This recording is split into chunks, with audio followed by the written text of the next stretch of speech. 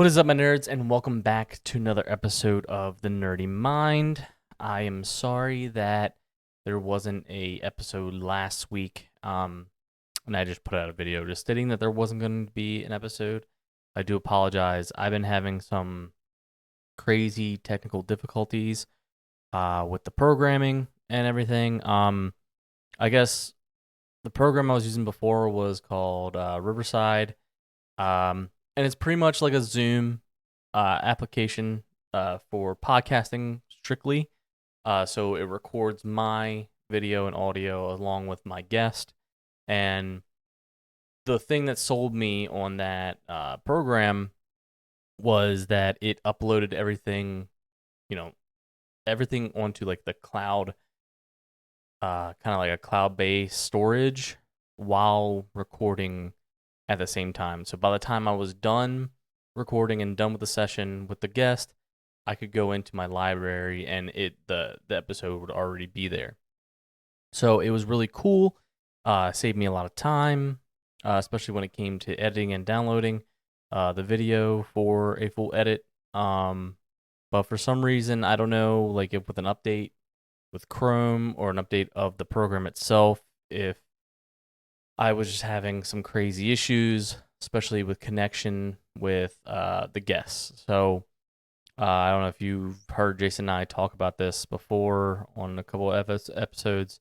He would have a delay in sound, like so I would talk and then he essentially wouldn't hear me for a few slight seconds. But to me, you know, I'm talking here and I'm waiting for him to respond. To you guys, it's like dead air, not hearing anything. So it's very frustrating. And then the last episode, he was having the same issue where I was having delay with him. Like he would talk and then I would hear a delay from what he was saying. So it was very frustrating with that, especially because I was paying for the service. Not saying, it's like a first world problem. I'm paying for something. I expect results every time. The same results every time since I'm paying for this program. But I understand there's technical difficulties and stuff like that. But it was something that was ongoing for, I would say, 3 episodes, maybe 4 episodes being back. And I was having issues with it before when I took the little hiatus away from the podcast. So it's very frustrating. And I tried using Discord, but Discord's fine, but I have to do a lot more extra steps, especially the whole video aspect of it all. I have it like it shows a mirrored image of me, and I'm very particular when it comes to my video editing and stuff. So I didn't like that it showed my overall setup in a mirrored image. So like the live time would be backwards, everything would be backwards, and it looks like I'm just on the other side. And I did some research looking into that as well, and it was stated that there's a lot of streamers or people who use Discord video that complain about that situation where it shows a mirrored image of the screen. And it's kind of weird because like when you go to test the video and audio, the test mode, it shows an actual like it shows the true image, but then when you actually like are in a call with someone on Discord, it shows it in a mirrored image. So it's kind of frustrating. And I don't like that. Not that I have to have myself on this side and the other person on this side, but I kind of like it because it looks like you're talking to the person. And I didn't like that the guest was here, I was over here, and then also to like add on top of it, it's mirrored. So it's stupid. To some people it might be like, who cares? But to me, I'm a perfectionist when it comes to the podcast. I want things to run properly. I want everything to go well because I want to have high quality audio. I shell out a lot of money for, good interface, a decent mic, so that way, and then editing software. So that way, when you hear it on your radio or you're hearing it on your computer or you're watching it on YouTube, you don't just hear a bunch of noises in my room. or my voice sounds, quiet or too loud. It's defined the way it's defined. And I just want to let you know that what's going on, and I appreciate you all being patient with me. And that being said, it's just me today. So I wanted to talk about a couple things. And the first thing, um, you know, I talk about anime and I talk about video games and stuff like that, but like I do love a lot of live action shows. I mean, you've heard me talk about The Witcher on here before, and a bunch of other like nerdy shows that are getting live action adaptations. We talked about the Halo show, how I don't really think Paramount really did a good job portraying the character of Master Chief, in my opinion. Some people may like it, but I really do not like the aspect of him having like psychological issues right off the bat. It's kind of weird. And like also showing his face, because that's the whole appeal, is not knowing what Master Chief's face looks like. If they do it in The Mandalorian, they could do it for this. I understand maybe the actor didn't want to have his face hidden the whole time, but that's the role you sign up for, and the appeal is not knowing Master Chief's face. That's what keeps people going to continue the story, because maybe we'll get to see it along with good story writing. But watch The Witcher, The Ring of Power, Game of Thrones, and all that.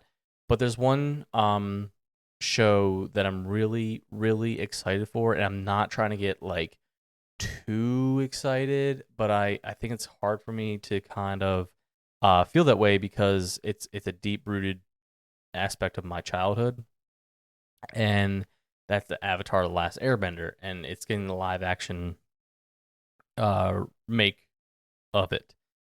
And I was looking through an article, and I people have probably already seen these images. And I'm sorry for people that are watching. Sorry for people that are listening on like Spotify and Apple Podcasts, or like on their actual podcast systems, because I'm showing images. I'm gonna be showing images of what these characters in the show are gonna look like. But I'll try to describe it the best I can. And I wanted to show these scenes of the show that's gonna be inside this live adaptation, and I'm really excited. I'm sure a lot of people have already seen these, but let's kind of jump right into it. What is up, my nerds? I want to introduce you to Anime Town Creations, your ultimate destination for anime-inspired vinyl decals. Are you a die-hard anime fan who can't get enough of your favorite characters? Do you want to carry your passion for anime everywhere you go?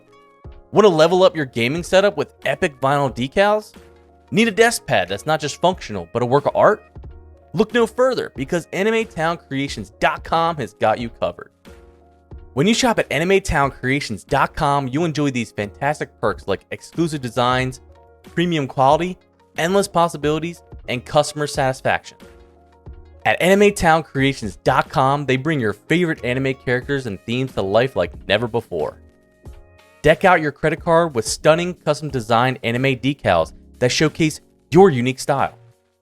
Transform your gaming console into a masterpiece with their high-quality vinyl decals. Your opponents won't know it hit them. Work or play in style with their exceptional desk pads featuring vibrant anime-inspired artwork. Are you ready to join the Anime Town Creations family? Visit their website today and explore their amazing collection and stay up to date with their latest creations.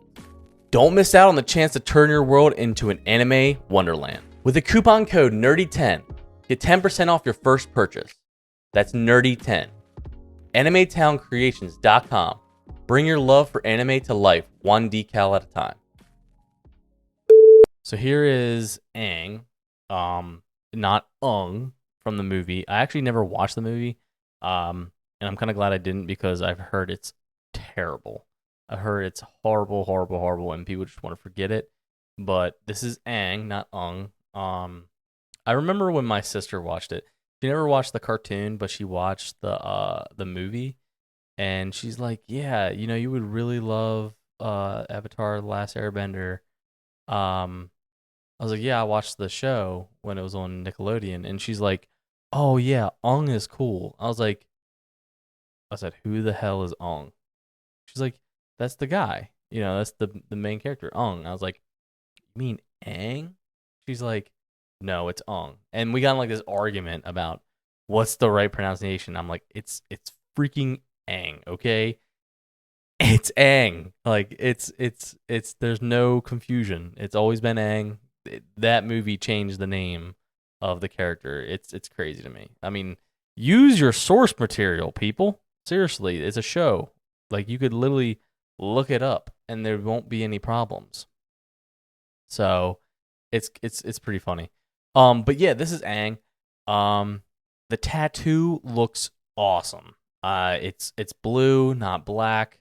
Tattooed, and it's just regular arrow, like a regular blue arrow that he had in the show.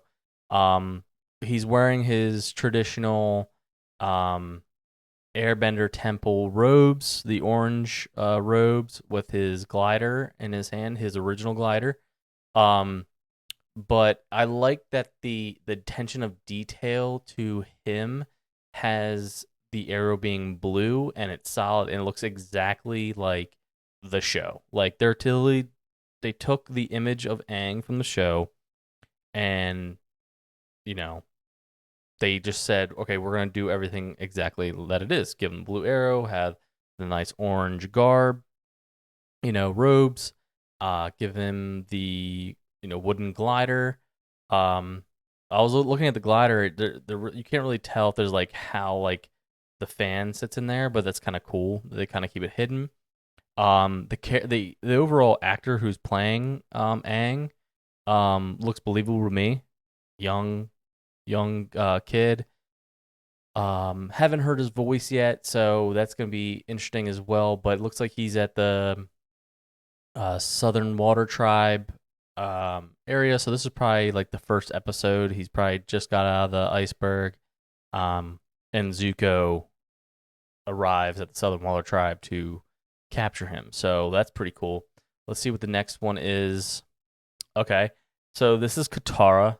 Um, and it's very believable. I love that they're bringing a lot of like the costumes look really authentic. Also, the water bending that she's doing already, you can tell this is definitely the beginning of the series because I think it's a movie. No, it's a show. It's gonna be a show. Um, she's looking at the water that she's controlling, and she's like nervous because she knows that she doesn't have full control over her powers yet, or her bending. She didn't have a waterbending master, so she's always been trying to figure it out herself. She has dark black hair with some braids like she had in the show. I mean, in the show, uh, you can say it's brown. My hair is like black in appearance, and in real life it looks black, but it's technically dark brown hair. So that's essentially what she has. She has dark brown hair. In the show, um, it was more shown that she had brown hair, but who cares? We're kind of like picking at straws here. You know what I'm saying? So that's pretty cool. Sokka, my boy Sokka. This guy has a lot to live up to. I hope when they were casting for him as Sokka that he can really throw them one-line jokes out there. He looks believable. He's pretty built. Uh, Sokka in the show doesn't really show like a lot of definition. It's actually pretty funny because like in the show he like jokes about how like strong he is and stuff like that, but he doesn't really show like he has a lot of muscle. But it's very believable. That it is Sokka. He's wearing his uh Southern Water Tribe armor, essentially as a warrior, and uh I think he's got his boomerang on his. Yep, that's his boomerang on his left side. So that's pretty cool because that was Sokka's like number one weapon he always used was the boomerang throughout the whole series. So it's pretty cool. But this guy has a lot to live up to because the overall character of Sokka is actually one of my favorite characters, and it's just because Sokka is he's brilliant, but he's stupid. If you know what I mean. Like he he battle strategy and everything. He's very smart and uh, overall, I would say, what do you call it? Street smarts is he's very smart, but then he can also be really stupid. Like he just does stupid things. He says stupid things, and that's the appeal of Sokka. That's why I love him so much because they'd be in some um, really dangerous situations, and he's just coming up with some crazy things and saying the most off the wall stuff. So I have high hopes that he's gonna do pretty well. Let's see. Okay, so this is obviously Prince Zuko. And you may say, how do I know it's Prince Zuko? One, he's wearing Fire Nation Army armor, but he also has the scar to the left of his eye. Zuko was the main indicator that you knew it was Zuko because of the scar on his eye. Um, this looks very believable. I think it's very cool. Um, in the show itself, the cartoon, they don't really like distinct from the characters. You can't really tell what region they're really from unless you see the colors of of the colors that they're wearing in their clothes. Like Earth Nation's really green, Fire Nation's red, Water Tribe is blue, and then the Air Nomads they wear the orange robes because they're monks. So I think it's interesting that they have actual different races in the show to show that they are from different nations. I think that's a very interesting aspect to it. So that's Zuko. Very cool. Love the detail of the Fire Nation emblems. So throughout his wrist gauntlets, you can see the Fire Nation fire symbols. You got the Fire Nation shoulder guards. The actual helmet really looks authentic to the show of what he was wearing in season 1. You know, the Fire Nation helmet where it like kind of goes up. He has the guards on the face, but then it kind of like peeks down and has like it looks like a flame. So I think it's very cool. And I love the costume design. The costume designers really paid attention um to what the show actually is portraying. So, or the cartoon, I should say. They actually took the cartoon model and actually tried to bring it the best they could into the real world. So that's really cool. Okay, so this is Prince Zuko without the helmet. It's pretty cool. I like that they didn't go too crazy with the scar on his eye. You know, it looks more of like a bruise-ish, but I mean, it is obviously a burn. But I like that they didn't kind of go too crazy with it, like that he had like crazy amount of work done to it. Like it looks like maybe a second degree burn, not like a burn ward person like in the hospital where they had to have skin grafts and stuff done. So I'd like that they kind of like they gave him the scar, but they didn't go too crazy with it because then you can still see the detail in his face. He's rocking the traditional Zuko hairstyle right now in season 1 where it was all kind of slick back shaven into a pony. That's pretty cool. That he's obviously on his ship right now. He might actually be talking to Aang in this image because I remember when he finally captures Aang. Sorry, spoilers, but the show has been out for a long time, so if you haven't seen the show, I am sorry. Go watch it. But he captured Aang. He's talking to him on his ship quarters, essentially, or he could be talking to his uncle. So either one, but they've got a lot of maps and stuff. I like that they show the darkness of the ship, like they showed in the show. It was for being a Fire Nation. They didn't really like light for some reason. It was kind of weird. So this looks like a happy kind of guy. So this probably is Uncle Iroh. Uncle Iroh always had the kind of like little bun thing at the top, and he had the beard. So this looks like Uncle Iroh. Not really, doesn't seem too menacing to where it would be Fire Lord Ozai. Uncle Iroh, one of the underrated characters in the show. I love Uncle Iroh. Had a lot of proverbs. Was very wise.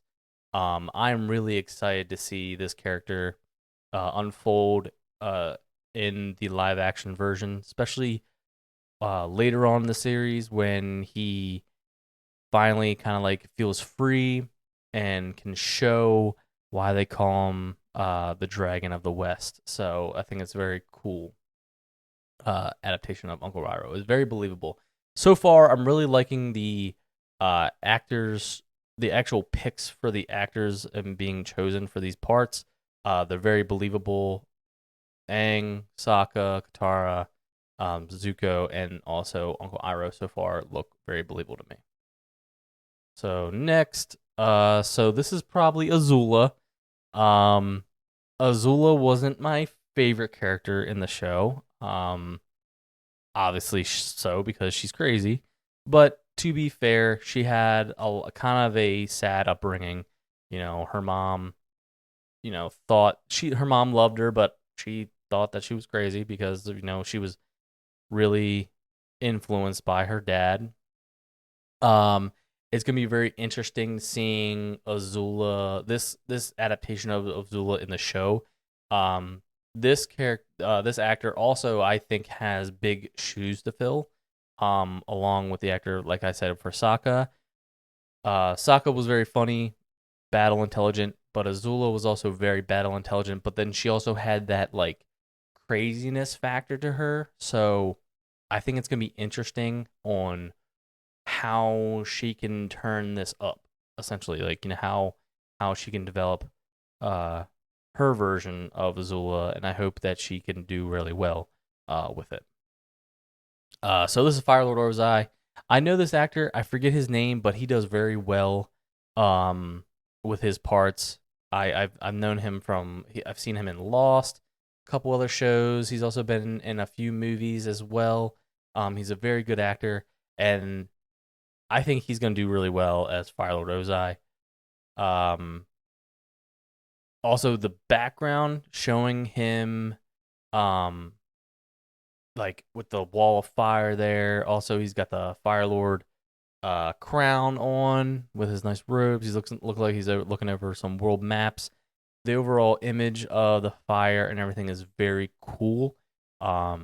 This is very believable. I'm really, like I said, I've said it before. I'm really liking that the costume people have really tried to imagine the show, the cartoon, and bring it to life. I think they're doing a really really good job. So, uh, this guy, I think this might be General Zhao, especially if we're staying in season 1 or book 1 of the show. This looks like General Zhao, because or Commander Zhao, wherever he had like 3 promotions. So, um, but it looks like there's a bunch of Fire Nation army soldiers behind him, and I'm starting to see a lot of the face thing. It's very cool. They didn't go with the traditional white mask, but that's okay. I like that they actually show the mouth has like breathe holes like they did in the show. They also had the 2 eye holes, but they covered the whole face. That's really cool because they're going off of the traditional costume of the show. Other than a little bit of slight details, I'm not gonna like I said, I'm not gonna pick hairs here. Um, but from what I can see, it's kind of blurred out. It looks very believable. They're definitely in the traditional Fire Nation stance, like he's about to about to launch some fire. But it looks like General Zhao, he looks very believable. I'm intrigued to see how this guy can portray General Zhao. General Zhao's kind of a jerk. Not kind of, he is a jerk. He's a very menacing character, so I'm interested to see how this guy can portray him. And that's it. So that's all we got. So I'm really excited for what they got coming. Let me see. I'm really interested to see when the show may air. Let me see. When is the last Airbender?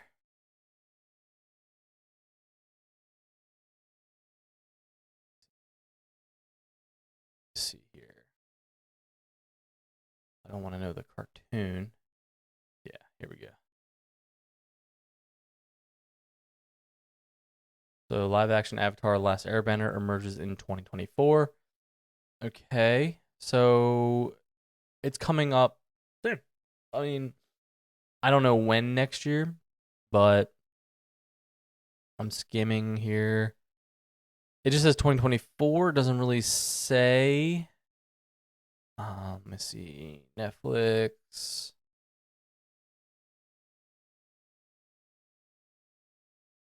Oh, okay. Although most details surrounding the new animated, that's animated.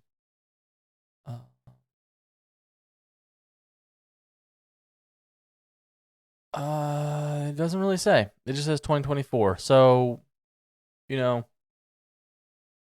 it could it could come out, you know, early this year, but more than likely it's probably going to come out in the summer. I have a feeling it might come out in the summer because I mean the finale of the show, that was the whole point, was that they had to defeat the Fire Lord, um, within the summer. But I wonder if they're actually going to break up the series into books like the animated show did. Um, each season would have a book, which is the way I would do it. Don't rush it, especially with these the attention to detail in the cast. I want them to really like take their time with it.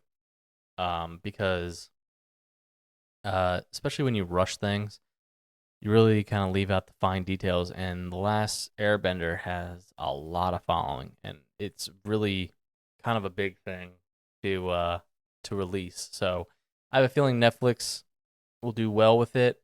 But they do have a tendency to kind of like go off book. I mean, take The Witcher for example. They had Henry Cavill, and Henry Cavill was a huge Witcher fan. He was loving the first couple seasons, and then as soon as they said, "Okay, we're not going to go off the book anymore. Um, we're kind of going to create our own thing," and Henry Cavill's like, "No, like you shouldn't do that because there's plenty of people that are Witcher fans, and they know this is going to be bullcrap, and they're not going to like it." And they're like, "Well, no, we're going to continue anyways." So he says, "All right, I'm out." And now we have to continue The Witcher with uh Liam Hemsworth. Nothing against him. It's just he's not Geralt of Rivia to me. He's just some other dude. And if they would have just said, okay, Henry Cavill's character Geralt is gonna go off on his own little adventure. He's not gonna be in the show. Um, and now we have this guy who's also like a new Witcher, maybe, So I think it's gonna be interesting though. But they didn't do that. They have him playing Geralt. But I digress. Netflix, hear it from me. Go off of what you have. I think what's gonna help. I think if I'm not wrong, if I'm wrong or correct, but the actual writers of The Last Airbender are like also producers on the Netflix show. Like they said that they want to be a part of it to make sure it is done correctly, which I hope that is true because they're not going to let, things just get rewritten and be crazy because, you know, the live action movie was garbage and people were really upset and tried to delete it from their memory of ever being created. And I think it's interesting, talking about different shows. Um, I was looking through the internet, and a lot of things have been brought up about the new Dragon Ball Z show. Well, it's Dragon Ball, Daima, um, and I talk about Netflix and their overall like changes they do to their series sometimes. But I was looking at the Dragon Ball Daima stuff, and I'm kind of transitioning over here. But Dragon Ball Daima essentially is like two of these beings essentially see the story of Goku, Vegeta, and the overall Z fighters throughout the show. And I think it stops at the Buu Saga. I don't understand why it always stops at the Buu Saga. Uh, and we had a storyline of Super. Like we left off after the Tournament of Power and everything, and I don't understand why we're not continuing that series right now. And we're creating a whole different thing. Like, is it like canon or is it not canon? Akira Toriyama, I don't understand what's going on right now because I really just want to continue on the story of Super. Um, we have two different projects going on right now. Like, is Super going to continue and Daima is now like the new storyline and then going from there, or is Daima its whole new own thing? And from what I've seen, Akira Toriyama is actually like he's the one writing it. He's the one doing the whole thing. So that's what makes me wonder if it actually is canon because it's his own project where GT wasn't. So uh but yeah, so Daima shows that these two beings are seeing Goku and Vegeta and overall the Z fighters throughout the history of Dragon Ball Z. And essentially they like turn back time to where Goku and all the people of Dragon Ball Z or the world on Earth are like children or babies. So like Goku, Vegeta, and all of them are like kids, and then even like Goten and Trunks are also in this are babies again. So I don't understand. Do they still have their powers? Do they still have like are they children?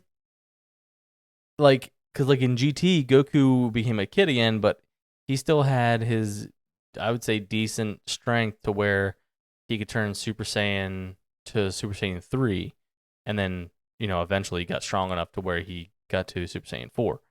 Well, Super Saiyan 4 doesn't exist, so we're not even gonna mention that. But like in Super, he reached God level, Blue, and then got Ultra Instinct. So does he now not have Ultra Instinct? Does he not have those abilities anymore? And same with Vegeta, like he reached blue and then in the manga he reached I think it's Ultra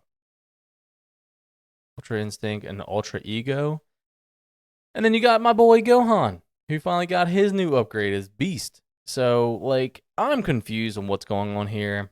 It's kind of frustrating because I love Dragon Ball Z. I've been a huge Dragon Ball fan since Dragon Ball, and Z was one of my favorite animes growing up. And Super, yeah, the drawing and everything isn't as good as Z to me. But I'm not trying to like bash it too much. I mean, it's good. The animation is pretty decent. But I do like the whole Z style of 90s Z style of drawing more than Super because Super is just more colorful and kind of bubbly to me, but I'm not going to, tear it apart too much. But I like that, they have stronger enemies. The fight scenes are really crazy and they're very intricate. And it's not like, you know, 4 episodes of Goku charging up. It's more like, all right, on the next episode, he's, getting back at it and fighting. So I think it's very cool. So I'm just confused. Like, are we like where are we at here? And I've looked through the internet and no one can really tell me if it is canon or not, or what's going on, or if it's its own storyline. If it is its own storyline, that's cool. But I would really like to really focus on Super and not Daima. I will watch Daima on its own thing when I'm done Super, but I really kind of want to continue Super, especially where they left off at the Tournament Power. Um, so it's gonna be very interesting. I know a lot of people were frustrated when they saw it and they were kind of confused. So I mean that's just my opinion, and I'm gonna leave it there. But overall, I mean, that's all I really have for you today. Sorry, it's kind of a shorter episode. Um, Next episode, I'm gonna try to get Zach on. And then we're gonna go from there. We'll talk about a bunch of stuff. You'll have a normal length episode, an hour long. But I want to say thank you and for being patient with me. Episodes of the podcast come out on YouTube. If you want to listen to the audio versions, you can find them on Spotify, Apple Podcasts, Google Podcasts, and many others. I am on all the streaming platforms. Also, go follow my socials on Instagram, TikTok. It's the Nerdy Mind at the Nerdy Mind. I try to put up shorts on my YouTube, the Nerdy Mind, and also try to whatever the shorts are. I also try to post on Instagram and TikTok almost, I would say, if not every day, every other day. There's, little clips and stuff of the episodes. If you don't get a chance to watch the full thing, I try to at least break them up into little sections so that way you get to watch it in little shorts. So, yeah, go check that out. Go follow me and like, comment, and subscribe. Leave comments of what you think of the episodes or the things that I haven't talked about. Let me know. I would love to hear what you have to say. Maybe there's subjects that I haven't hit yet that you think, hey, man, this is very nerdy. You should really look at it. If I know it, I'll definitely talk about it. If I don't know it, I will look it up and I'll research it. I will do my homework on that. Yeah, leave your overall likes. Likes help. Comments help. Subscribing helps. I slowly am building up subscribers, but love to get more, obviously. Share it with your friends, nerdy friends, and everything. Also, want to let you know that I have my first affiliation with a company called Anime Town Creations. Great company. I have worked with them. I have not worked with them. This is my first affiliation, but I'm actually not only affiliated, but I am a customer of Anime Town Creations. I have bought their card decals for your credit cards, so I don't have it with me right now. It's in my wallet, but I have my credit card has a Dark Magician Yu-Gi-Oh card, so it looks like a Dark Magician card. Also, one of my credit cards has a Blue Eyes White Dragon.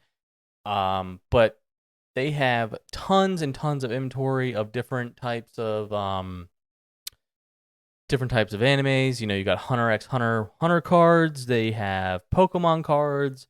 They have Yu-Gi-Oh cards. They have you can think it. They have it. Trust me. They even have like Uno reverse cards. So that's kind of funny. But they don't just have card decals. They have decals for your Xboxes, PlayStations, Switches.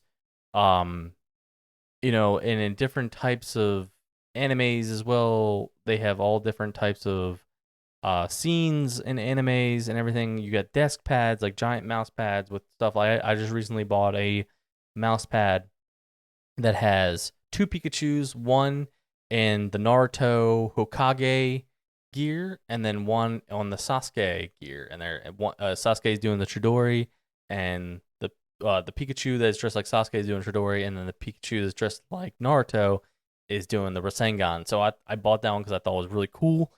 I thought that was pretty nice. I also bought a decal for my Switch that looks like a Gundam. So the front decal is the face of the Gundam, and the actual Switch Joy-Cons are like the arms. So it's really cool that way. It's just another extension of yourself to able to express the love you have for anime. So definitely go check them out. If you want a little discount, you can use my coupon code, the Nerdy10, for 10% off your first purchase, and that is the Nerdy10. So yeah, go check them out, animetowncreations.com, and use the coupon code Nerdy10 for 10% off your first purchase. But thank you all for listening, and as always, stay nerdy, my friends.